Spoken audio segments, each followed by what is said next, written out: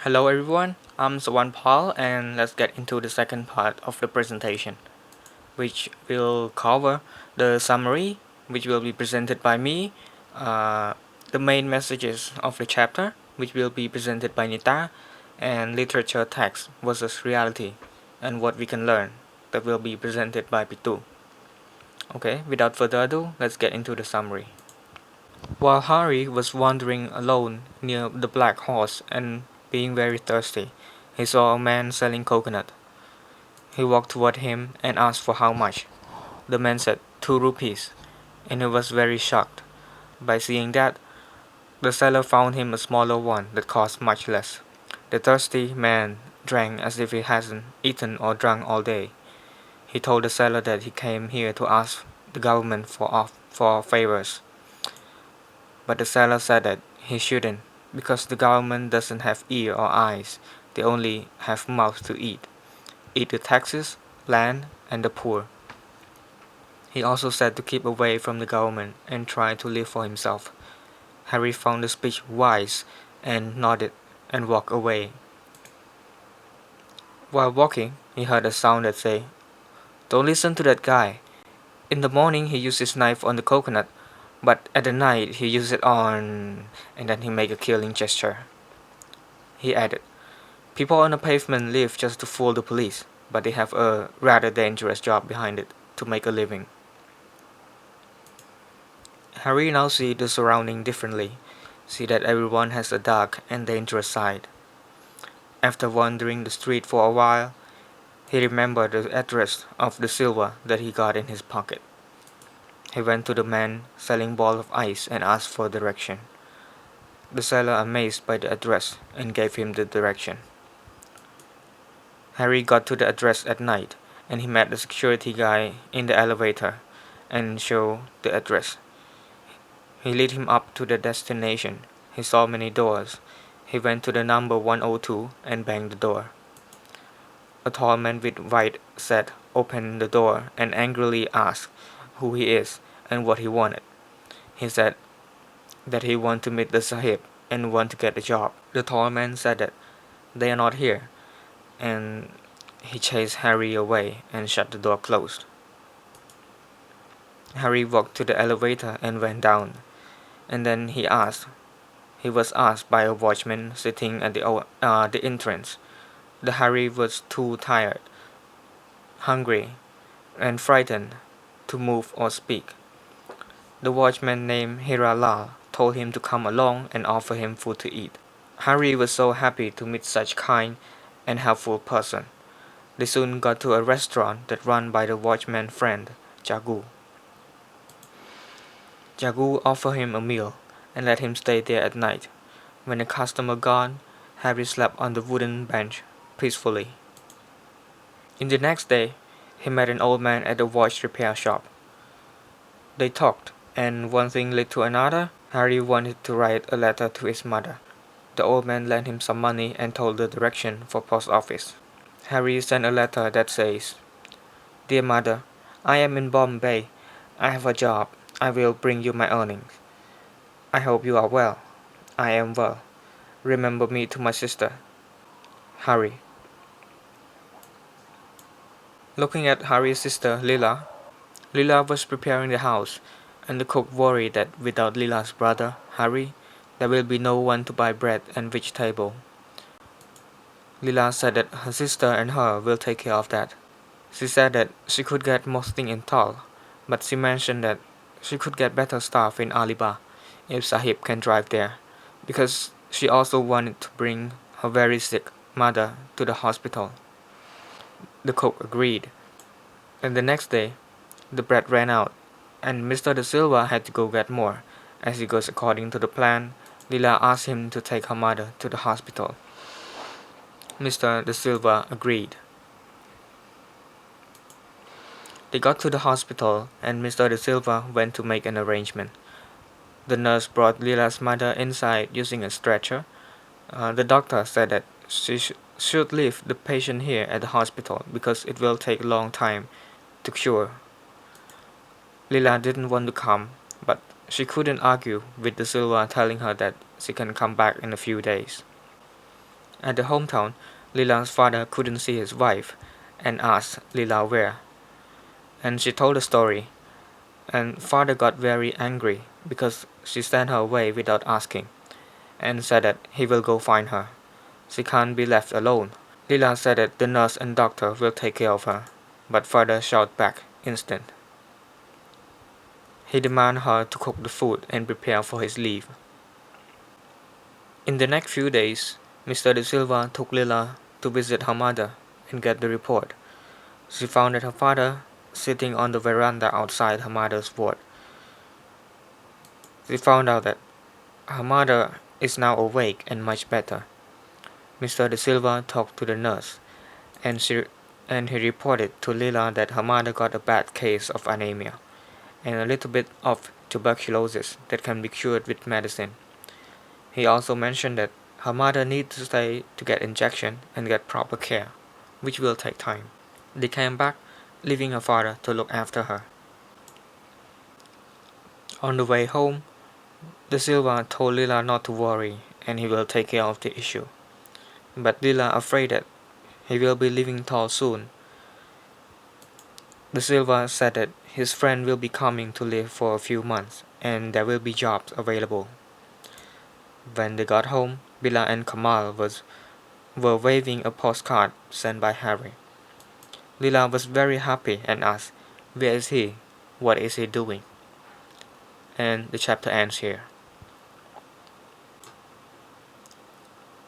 So this is the end of the summary. Let's get into the next part, which will be presented by Nita. Hello, teacher, and hello, everyone. Thank you, Brother Paul, for giving me the floor to present about psychoanalytic criticism. Before going to the themes and volume message of Chapter 7 and Chapter 8, let's discuss about psychoanalytic criticism first. What is psychoanalytic criticism? According to Freud, it aims to discover and interpret character in the literatures in terms of their psychological reality. It's focused on the author's state of mind or the mind of fictional characters. Human behavior often driven by desire, fear, need, and ethical cultural values which caused by the conflict.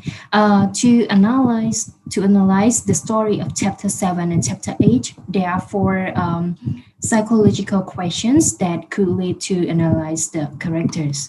The first one, why do the character react the ways they do? The second one, how have their background influenced their action? Number three, what kind of personality do they have and why? Four, what fear do they have? So let's take four questions to analyze the themes of the story. So this is the themes of chapter 7. There are many themes in the chapter 7, but this one I choose integrity as the theme in the chapter 7, and I will explain to you about this one.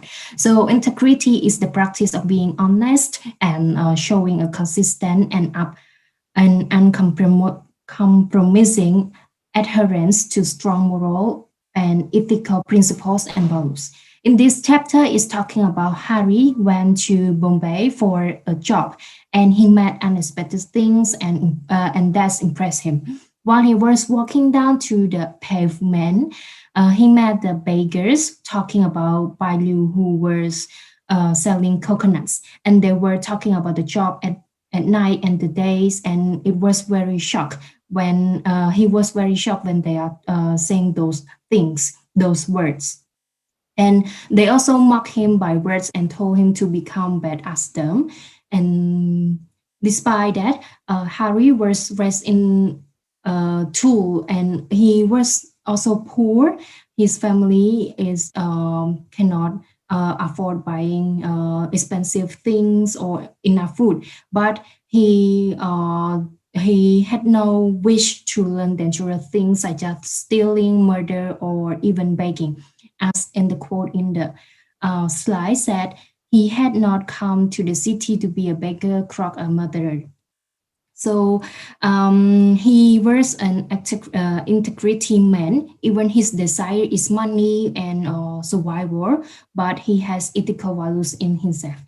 He was fear. He was fear not to find, cannot find a job or money, but he chose not to do the wrong things. That's why this chapter told us to choose the wrong ways instead of the wrong one.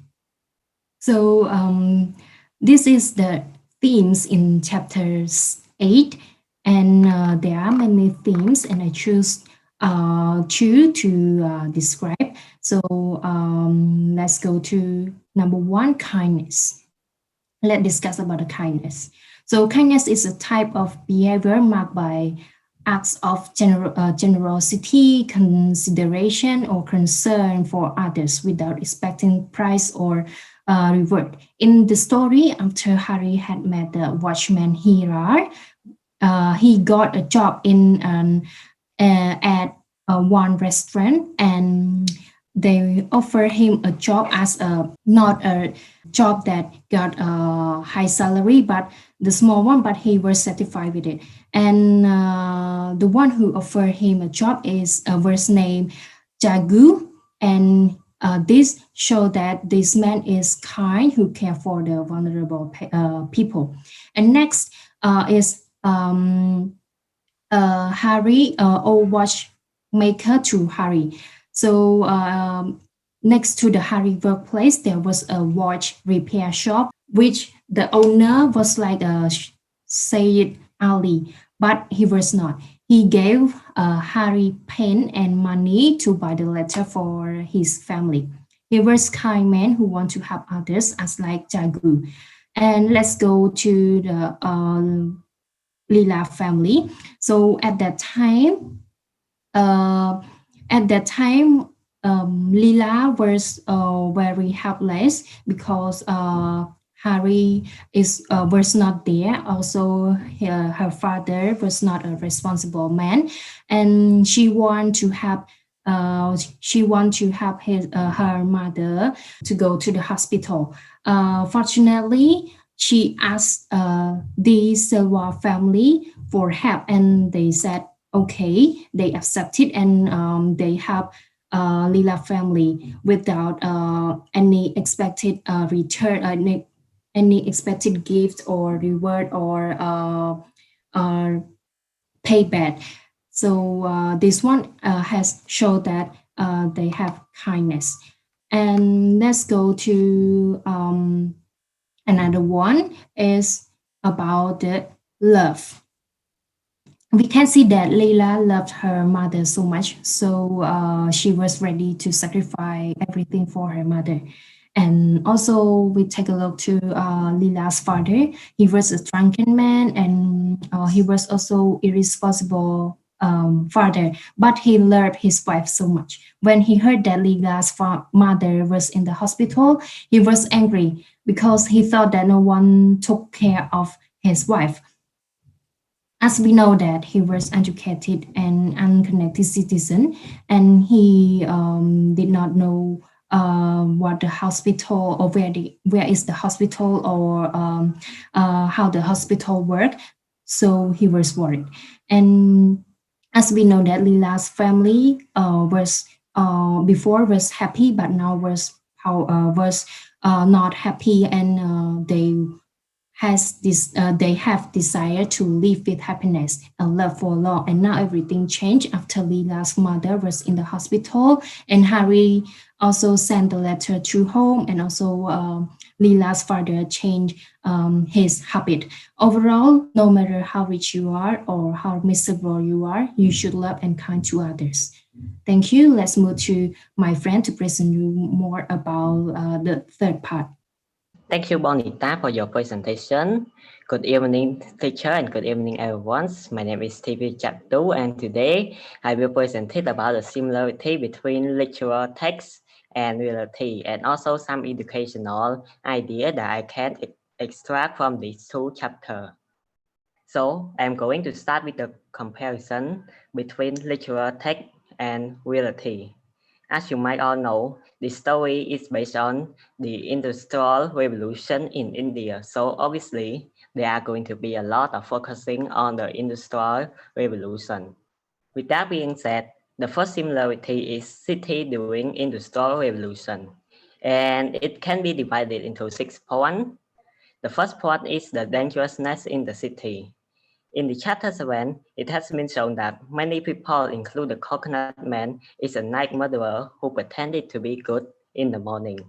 Compare it to the reality, we can see that in many cities, there is always many criminals wandering all over the city, especially during the Industrial Revolution, which made the city itself pretty dangerous. The second similarity is how things is expensive compared to the rural area. As in chapter 7, the price of coconut is 2 rupees, while in Hira village, the price is much more cheaper. This phenomenon can also be found in the modern city and also in those periods. The third thing is how city can be both beautiful and atrocious. In the lecture around the beach, it is described as having a beautiful scenery, while in some places, namely Harryburg Place, it is instead found to be dirty and dark.